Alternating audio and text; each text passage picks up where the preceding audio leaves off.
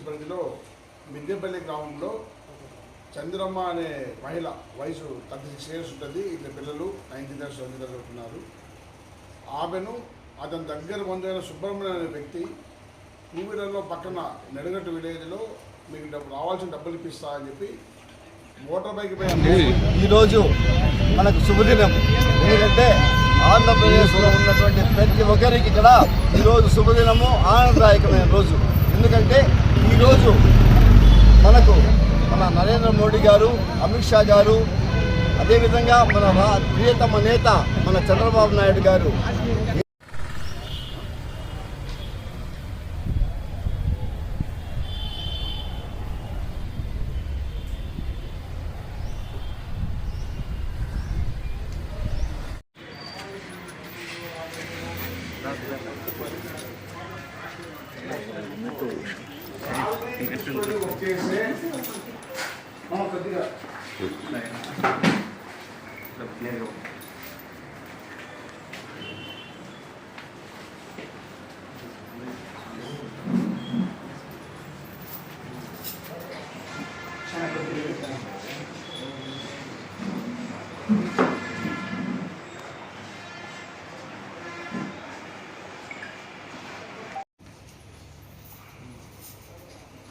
చాలా కొద్ది వెళ్ళిపోతాము.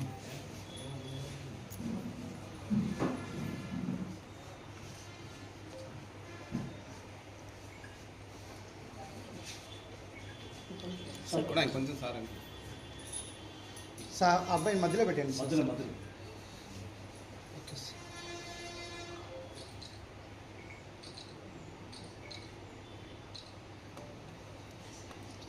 పరిధిలో మిద్దెపల్లి గ్రామంలో చంద్రమ్మ అనే మహిళ వయసు 36 ఇయర్స్ ఉంటుంది. ఇద్దరు పిల్లలు 19 ఇయర్స్ చదువుతున్నారు. ఆమెను అతని దగ్గర బంధువైన సుబ్రహ్మణ్యం అనే వ్యక్తి టూ వీలర్లో పక్కన నెడగట్టు విలేజ్లో మీకు రావాల్సిన డబ్బులు ఇప్పిస్తా అని చెప్పి మోటార్ బైక్ పై తీసుకెళ్ళి కనపడకుండా పోయాలని చెప్పేసి మాకు 31వ తారీఖు కంప్లైంట్ వచ్చింది. దాని మీద ఉమెన్ మిస్సింగ్ కేసు కట్టి పెద్ద సుబ్రహ్మణ్యం పరారులో ఉన్నాడు. సుబ్రహ్మణ్యం ఆచీకి అదే రోజు ఈవినింగ్ కనుక్కొని ఎస్ఐ వెళ్ళి పరిశీలిస్తే అతని టీషర్ట్ మీద అంత రక్తం పడి అనుమానాస్పదంగా ఉంటే వెంటనే ఇన్స్పెక్టర్ చెప్తే ఇన్స్పెక్టర్ వెంటనే సీన్కి వెళ్ళి వాళ్ళు విచారిస్తే వాడు ఆన్లైన్ బెట్టింగ్కి అలవాటు పడి ఆమె దగ్గర దాదాపు 2 లక్షల రూపాయల దాకా అప్పు చేసి ఆమె అప్పు అడుగుతూ ఉంటే దగ్గర బంధువు కాబట్టి అందరి దగ్గర పరువు తీస్తుంది అనుకొని ఆమెను చంపాలనుకున్నాడు.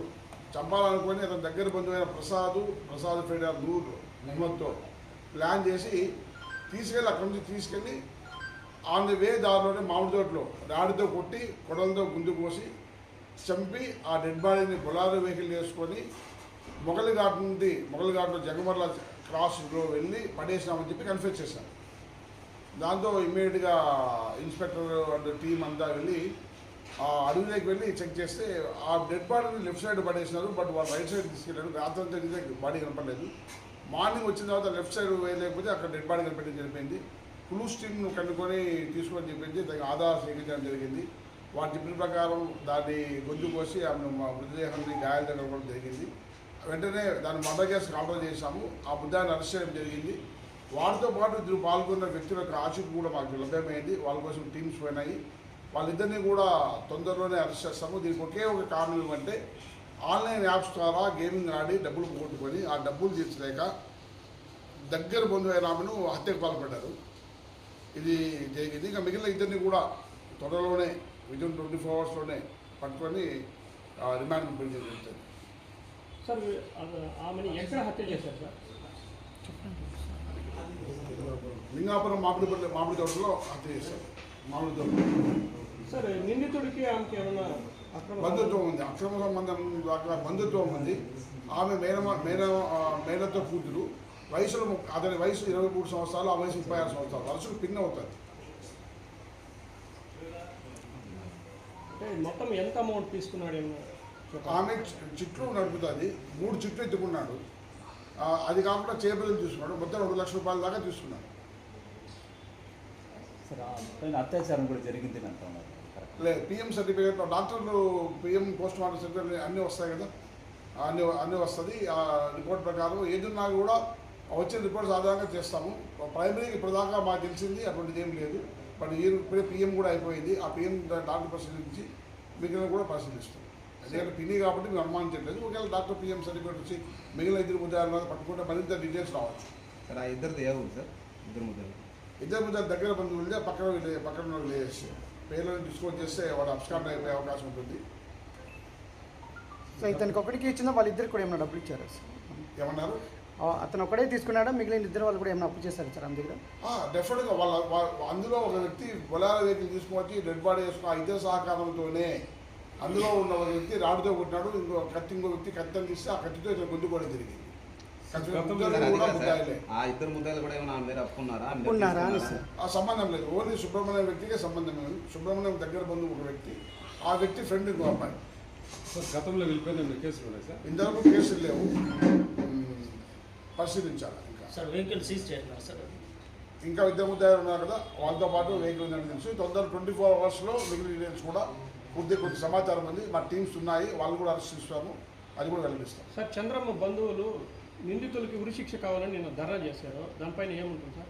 డెఫినెట్గా ఇందులో సాక్ష్యము ఎవిడెన్స్ ఉంది. ఎట్లా ఏమేమి ఎవిడెన్స్ ఉన్నాయంటే అతను కళ్ళతో ఊళ్ళో చాలామంది చూసారు వాళ్ళు పోవడం. అలాగే అతను చంపినప్పుడు బ్లడ్ సెల్స్ కూడా వీళ్ళ మీద పడ్డాయి. అక్కడ నుంచి ఫోన్ కాల్ డీటెయిల్స్, ఫోన్పే జరిగి వెహికల్స్ పెట్టుకోవడము, రకరకాలన్నీ పత్రికాముఖంగా చెప్పడం ఇబ్బందిగా ఉంటుంది. డెఫినెట్గా సరైన సాక్ష్యాలు ఉన్నాయి. డెఫినెట్గా వాళ్ళకు శిక్ష పడేలాగా ప్రయత్నం చేస్తాము. శిక్ష పడుతుంది కూడా. సార్ ఎలాంటి శిక్షలు పడతాయి సార్? యావజ్జీవికాల శిక్ష దగ్గర నుంచి కొన్ని కేసెస్లో హ్యాంగింగ్ కూడా చేయొచ్చు. సార్ ముఖ్యంగా ఈ జగమర్ల, ఈ గాంధీనగర్ ప్రాంతాల్లో ఈ నేరాలకు హాట్స్పాట్గా మారిపోయింది. దీనిపైన ఎలాంటి చర్యలు చేపట్టబోతున్నారు సార్? యాక్చువల్గా గత 2 yearsలో జరిగిన ఒకే ఒక మర్డర్ బాడీ అక్కడ జంగిల్ కాబట్టి కొద్దిగా అసంఘటన జరుగుతుంది. అప్పుడు ఇంతవరకు ఏది పోలీస్ నోటీసులు రావడం కానీ చేయడం కానీ పెద్ద తీసుకోలేదు.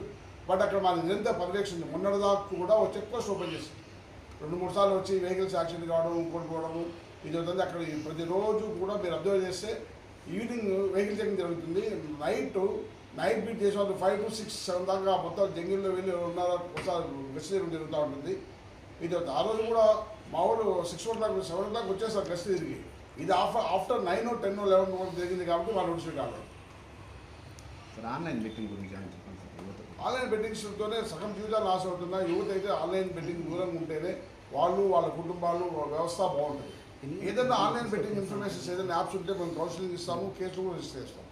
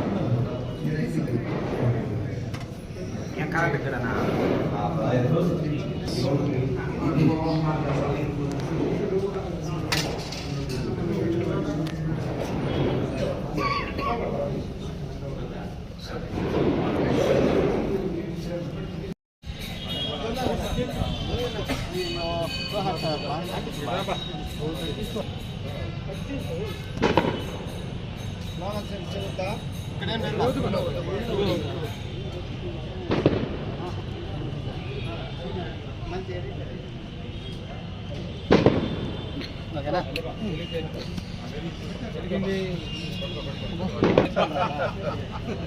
బయట వరకు వస్తాం. ఓకేనా? దీపం ఏం చేస్తానా? హారతి ఇస్తానా? దీపాన్ని ఎత్తుకొని పోవాలా?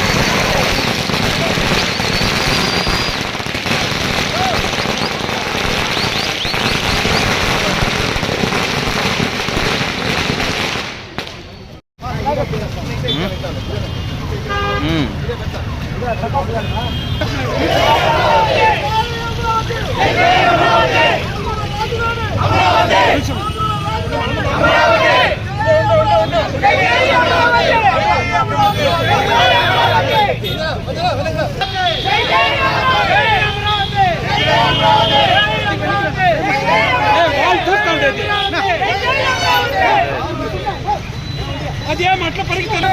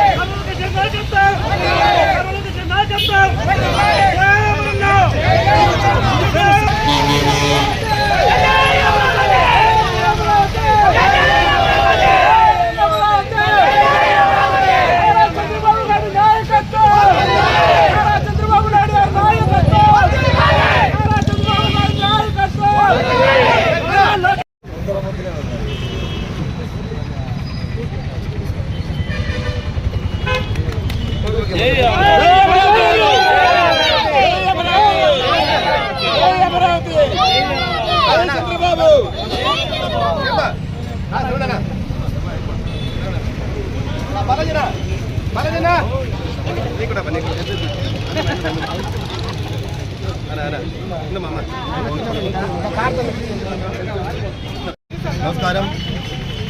ఆంధ్రప్రదేశ్ కళ రాజధాని 2019లో 19 నుండి 24 వరకు రాజధానిని గత ప్రభుత్వం ఏమాత్రము పట్టించుకోకుండా 3 ముక్కలు ఆడిన ఆట. కానీ ఈరోజు అధికారంలోకి వచ్చిన తర్వాత మన ప్రియతమ నాయకులు చంద్రబాబు గారి యొక్క కృషితో, అదేవిధంగా మోడీ గారి యొక్క ఆధ్వర్యంలో ఈరోజు మన ఆంధ్రప్రదేశ్కి రాజధానిని అమరావతిగా చేయడము, అదేవిధంగా పార్లమెంట్లో బిల్లు పాస్ చేయడము మాకందరికీ సంతోషంగా ఉందనేసి తెలియజేసుకుంటున్నాము. ఆంధ్రప్రదేశ్కి ఒక రాజధాని అమరావతి. అదేవిధంగా తీసుకుంటే కర్ణాటక తీసుకుంటే బెంగళూరు, చెన్నైకి తీసుకుంటే మెడ్రాసు. అదేవిధంగా నిన్న మొన్న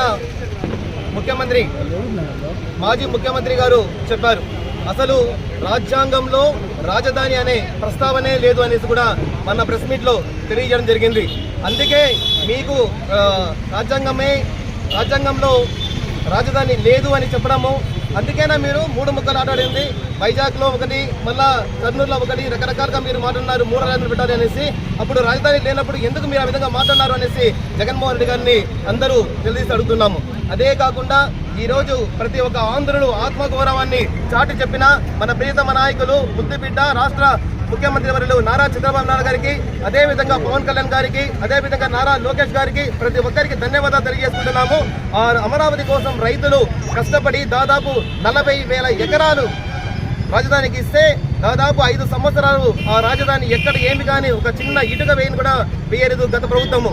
అందుకే తెలుగుదేశం ప్రభుత్వం ఉంటే అన్ని రకాలుగా ఆదుకుంటారని కూడా తెలియజేసుకుంటూ రాజధాని ఏ రోజు అయితే మనము ప్రారంభించున్నామో ఈ యొక్క 2022 గంతా రాజధాని పూర్తిగా నిర్మాణం చేసి ఆ నిర్మాణానికి ఓపెనింగ్ కి మన నరేంద్ర మోడీ గారు కూడా ఇచ్చేస్తారని కూడా చంద్రబాబు గారు చెప్పడం జరిగింది. కాబట్టి ప్రతి ఒక్కరూ ఈ యొక్క కార్యక్రమాన్ని అందరూ ఆనందంగా జరుపుకోవాలని తెలియజేసుకుంటున్నాము.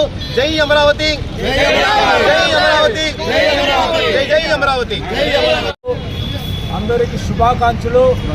ఎందుకంటే 2014 ముందు ఉమ్మడి రాష్ట్రం ఉన్నటువంటి మనమల్లో అప్పుడున్నటువంటి కొంతమంది దుష్టశక్తుల వల్ల మన రాష్ట్రాన్ని నిలువున చీల్చేశారు.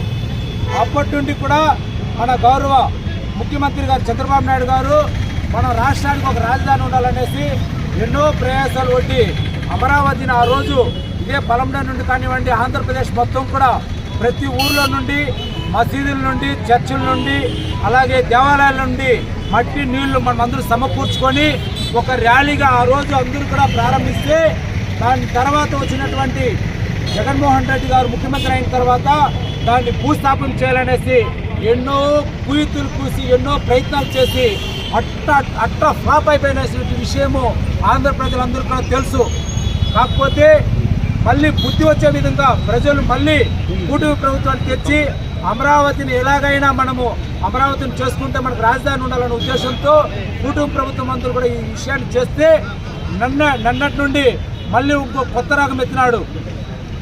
ఎవరంటే మన మాజీ ముఖ్యమంత్రి ఏదో చెప్తా ఉన్నాడు, మావి ఖాన్ అంటా ఉన్నాడు. ఇంకోటి చాలా మంది ఫేస్బుక్లో చూస్తే రకరకాలుగా ఉంది. అవన్నీ మేము మాట్లాడుకుంటే ఎందుకంటే ప్రజలు అందరూ ఇక్కడ తెలుసు ఇతను పనికిరాడు, మన రాష్ట్రానికి ఇతను పనికిరాడు అనేసి అతనికి 11 సీట్లు ఇచ్చినారు. అయ్యా జగన్మోహన్ రెడ్డి గారు ఇప్పటికైనా బుద్ధి తెచ్చుకోండి, లేనిపోని మాటలు ఎందుకు మాట్లాడి ఇంకా చులకనైపోతున్నారు. అలాగే వైసీపీ నాయకులు కూడా మేము ఈ సందర్భంగా బుద్ధి తెచ్చుకోమని చెప్తున్నాం. ఎందుకంటే మీరు ఏ రాష్ట్రానికి వెళ్ళినా లేకపోతే ఏ కాలేజీకి వెళ్ళినా ఏ స్కూల్కి వెళ్ళినా ఒక ఫామ్ ఇస్తారు. స్కూల్కి వెళ్తే స్కూల్లో చేరిస్తే ఒక ఫామ్ ఇస్తారు, దాంట్లో ఫిలప్ చేయాలా ఏమని, ఏ జిల్లా, ఏ ఊరు, ఏ రాష్ట్రము, క్యాపిటల్ సిటీ ఏదండి. ఆయన ఏమంటాడంటే జగన్మోహన్ రెడ్డి రాజ్యాంగంలోనే లేదంటాడు. మరి ఎందుకు 3 రాజధానులు అనేసి ఇంతసేపు పుట్టి చెప్పినట్లు 3 రాజధానులు ఎందుకు దాంట్లో ఉంది రాజ్యాంగంలో? ఇంకోటి ఆయన చెప్పినట్లే దీనికి వాళ్ళ సొంతంగా వాళ్ళ రాష్ట్రానికి వాళ్ళు చేసుకోవచ్చు. దీనికి పార్లమెంట్లో లేకపోతే గవర్నర్ ఆమోదం అవసరంలే. కాకపోతే ఇలాంటి తుక్లక్కులు ఉంటారు కాబట్టి దీన్ని పక్కాగా చేయాలనేసి పార్లమెంట్లో బిల్ చేశారు, రాజ్యసభలో బిల్ చేశారు. అలాగే గవర్నర్ ఆమోదం కూడా రేపు తెలియజేస్తున్నారు, రాష్ట్రపతి ఆమోదం తెలియజేస్తున్నారు. కాబట్టి ఇప్పటికైనా బుద్ధి తెచ్చుకోండి. ప్రతి ఇంటికి ఎలాగైతే కడప ఉండాలో ప్రతి రాష్ట్రానికి ఒక రాజధాని ఉండాలని జ్ఞానం తెచ్చుకోమనేసి ఈ సందర్భంగా తెలియజేస్తూ, మరి ముఖ్యంగా మన కూటమి ముఖ్యమంత్రి గారికి, అలాగే పవన్ కళ్యాణ్ గారికి, నారా లోకేష్ గారికి, మన పలంనేరు ఎమ్మెల్యే గౌరవ ఎమ్మెల్యే అమర్నాథ్ రెడ్డి గారికి మరొకసారి కూటమి తరపున ఇప్పుడున్న మనందరి తరపున పలంనేరు ప్రజల తరపున కృతజ్ఞతలు తెలియజేస్తున్నాం. జై అమరావతి, జై హింద్. ఈరోజు మనకు శుభదినం. ఎందుకంటే ఆంధ్రప్రదేశ్లో ఉన్నటువంటి ప్రతి ఒక్కరికి ఇక్కడ ఈరోజు శుభదినము, ఆనందదాయకమైన రోజు. ఎందుకంటే ఈరోజు మనకు మన నరేంద్ర మోడీ గారు, అమిత్ షా గారు, అదేవిధంగా మన ప్రియతమ నేత మన చంద్రబాబు నాయుడు గారు ఏం చేశారంటే ఈరోజు అమరావతిని ఉభయ సభల్లో అంటే చట్టసభల్లో పార్లమెంట్లో కానీ రాజ్యసభలో కానీ ఈ యొక్క బిల్లుని పాస్ చేయడం చాలా ఆనందకరము. ఎందుకంటే దానికి ముందే ఒక 10-15 రోజుల ముందే ఇక్కడ విజయవాడలో అమరావతిలో చంద్రబాబు నాయుడు గారు మన యొక్క ఎమ్మెల్యేల ద్వారా ఈ యొక్క బిల్లుని పాస్ చేయడం జరిగింది. దానికి గాను ఆ బిల్లుని పాస్ చేసినటువంటి దానికి సపోర్ట్ చేసినటువంటి మన ఎమ్మెల్యేలందరికీ, కూటమి నాయకులందరికీ నా నమస్కారాలు. అదేవిధంగా పార్లమెంట్లో కూడా ఈ 2 ఉభయ సభల్లో కూడా నిన్న జరిగింది, ఈరోజు జరిగింది. రెండింటిలో కూడా ఈ యొక్క బిల్లుని పాస్ చేసి దానికి చట్టసభల్లో ఒక రాజముద్ర వేసి నెక్స్ట్ మన రాష్ట్రపతికి పంపించడం జరుగుతుంది. అక్కడ తప్పకుండా ఈ బిల్లు పాస్ అవుతుందని నేను ఆశిస్తున్నాను. దీనికి సపోర్ట్ చేసినటువంటి మన మోడీ గారికి, అమిత్ షా గారికి, అదేవిధంగా నారా చంద్రబాబు నాయుడు గారికి, లోకేష్ గారికి, పవన్ కళ్యాణ్ గారికి ధన్యవాదాలు తెలుపుకుంటున్నాను. ఎందుకంటే మన యొక్క రాజధాని 29,000 మంది రైతులు 33,000 ఎకరాలు ఇచ్చినారు. ఆ యొక్క రాజధాని గత ప్రభుత్వము విస్మరించింది, దాని గురించి పట్టించుకోలేదు. ఎక్కడ పనులు అక్కడే నిలిచిపోయినాయి. దాన్ని ఈరోజు ప్రారంభించడం జరిగింది. అది దిగ్విజయంగా జరుగుతూ ఉండేది. అదేవిధంగా రాజధాని రైతులు 16,600 రోజులు నిరవధికంగా ఆడ మగ పిల్ల పెద్ద అని చూడకుండా వాళ్ళు ధర్నాలు చేయడము, ఆమర నిరాహార దీక్ష చేయడం జరిగింది. ఆ యొక్క ప్రతిఫలమే ఈరోజు ఆంధ్రప్రదేశ్ ప్రజలందరూ దాన్ని అనుభవిస్తున్నారు. ఈ రోజు నుంచి ఈ యొక్క మన ఆంధ్రప్రదేశ్ రాజధాని ఏదైతే తప్పకుండా అమరావతిని చెప్పుకునేదానికి మనకు ఒక గర్వంగా ఉంది, ఒక ఆస్కారం కూడా ఉంది. ఎందుకంటే ఇంతకుముందు మన ఆంధ్ర వాళ్ళు ఎక్కడైనా పోతే మీ రాజధాని ఏదంటే మా రాజధాని లేదని చెప్పే పరిస్థితి ఉంది. అలాంటి దాన్ని ఈరోజు చంద్రబాబు నాయుడు గారి కృషి వల్ల అక్కడ సెంట్రల్లో నరేంద్ర మోడీ, అమిత్ షా, ఇక్కడ జనసేన నాయకులు ఉన్నటువంటి పవన్ కళ్యాణ్ ద్వారా ఈ యొక్క మనకు అమరావతి రాజధానిగా నెలకొల్పడం జరిగింది. కాబట్టి వాళ్ళందరికీ ధన్యవాదాలు తెలుపుకుంటున్నాను. అదేవిధంగా ఈ కూటమి ప్రభుత్వంలో ఉన్నటువంటి ప్రతి ఒక్క నాయకులకి అందరికీ కూడా నా ధన్యవాదాలు, నమస్కారాలు. అదేవిధంగా దీనికి సహాయ సహకారాలు పొలమనేరులో అందించినటువంటి మన ప్రియతమ నేత అమర్నాథ్ రెడ్డి గారికి కూడా ప్రత్యేక ధన్యవాదాలు. జై హింద్, జై చంద్రబాబు నాయుడు గారు, జై అమర్నాథ్ రెడ్డి గారు.